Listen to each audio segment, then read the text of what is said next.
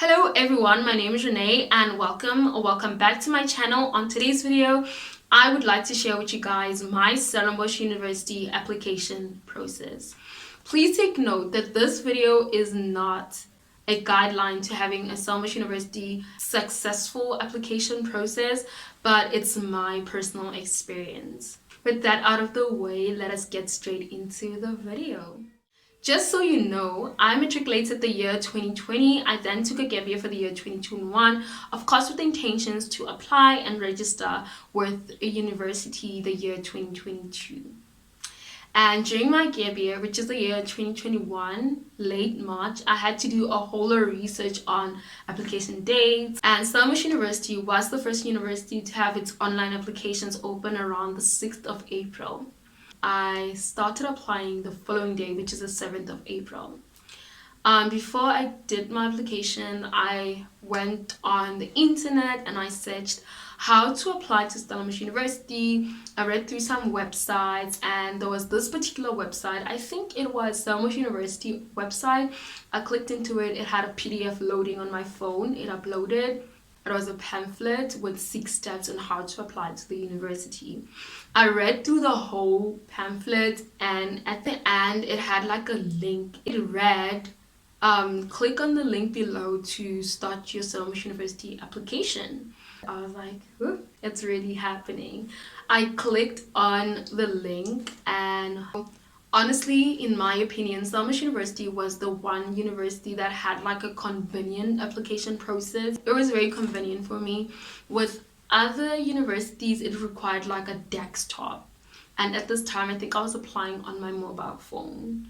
Because I was just doing research. I was not ready to apply. I was just doing a whole lot of research. But other universities required a desktop setting for me to apply, in case you just want to find out. So I applied on my mobile phone. It was the only university out of the 5 universities that I used my mobile phone to apply. I clicked on the link and the first page required my personal information, such as my full names, where I stay, my address, my ID number, my next of kin, email address, your telephone number, your parents' occupation, their address, etc. I then got an automatic email and the email read, "Thank you for completing your first step towards your Stellenbosch University application. Thank you for considering Stellenbosch University as your choice of study. Here's the link below to complete your application." Okay, I clicked on the link. I think this was the second step. The second step required my previous school information. This was what's your highest grade, the school that you went to, the school's information, as in like where it's situated, the name of the school. Grade 11 results when applying to the university is mandatory. I already had the documents on my cell phone because I read through the 6 steps on the pamphlet, and because I had my matric results already, I just put in my student number that I got in matric. Automatically the university receives the results, grade 11 results and my matric student number. And then that was the second page. The third step was my course of study.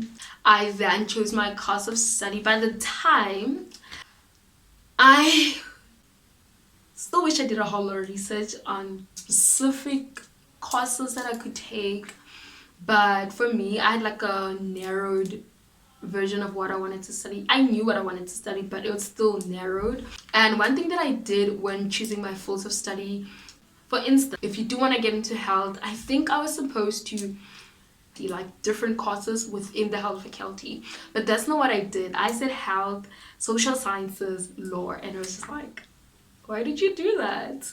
I don't know what's the best way to apply, but that was my application process. Health, social sciences, and law. Those are the three faculties that I had chosen. And then and then I chose my degrees of study. And the fourth step was finance. So this page was very uncomfortable for me to fill in because it required my parents' financial statements, like what they earn per annum, whether I will have a bursary, whether my parents will be paying my tuition, or whether I will be applying to the school's bursary. It's about your financial background. And then the fifth step was residence. I applied to Stellenbosch University residence, and there was 3 choices. At the time, I didn't even make research. I didn't know that there was different kinds of residence. For me, it was just like, if it's a Stellenbosch University residence, then all the girls stay in one building and all the guys stay in one building. But that's not really the case. There's different kinds of residence, and if you are looking forward to that, you can just Google it, Google the residences before you apply. But for me, luckily, I did not research. I didn't even care. I just wanted to be in a Stellenbosch University residence. I think there was like more than 10 residences, and I only had to choose 3. For me, the name that sounded fine, it was the name that I picked. My first choice was Metanoia. I couldn't really pronounce that when I read it, but it just sounded really nice. Metanoia was my first choice. I didn't know what Metanoia was like, what it looked like, nor did I care. The second one was Minerva. Minerva, because a lot of people talked about Minerva. But yeah, it kind of sounded cool. Third residence was Lydia. Lydia sounded so nice. So where do you stay? I'm a Lydiana. I stay in Lydia. So those are the 3 Stellenbosch universities, the residences that I applied to. Damehuis. Yeah. That's the way of saying female residence in Afrikaans. So great, and it was really fun filling in the residence part of it, because you're like, yeah. Yeah, so you can still say that you don't want to stay in this Stellenbosch University residence. You know, it's not much of a big deal if you don't want to stay in a Stellenbosch University residence, but I wanted to, because why not? Great. And the 6th step, which is not really the last step, was my NBT. I needed to have an NB test, only to find out that I actually pay for an NB test. Why am I paying? I didn't like paying for anything, because thing is, I'm not really sure if I will be accepted. But with the NB test, all the universities use one specific NB test, so you don't have to write an NB test for this university. And the last step was my application fee. There's an application fee to have your application looked into. I paid about 100 rand by the time. So yeah, applying to the university was not as stressful as I thought. And I didn't really think that Stellenbosch University would require like one document, because it required literally one document, which was my grade 11 results. I thought it would need like a whole lot of stuff, paperwork done, etc. And that was my process. I applied in April, and university communicated in June. That's when I got my offer.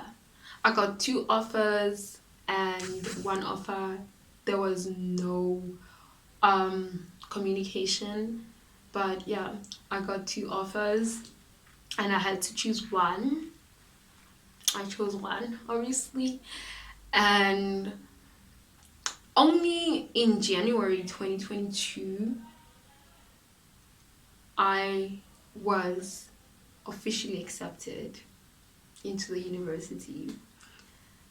I was very emotional. I did not know how to react, but I was so happy. I was very, very happy, because Stellenbosch University was my first choice.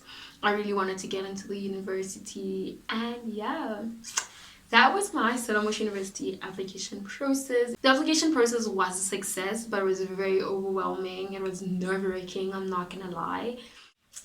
Thank you guys so much for watching. Bye.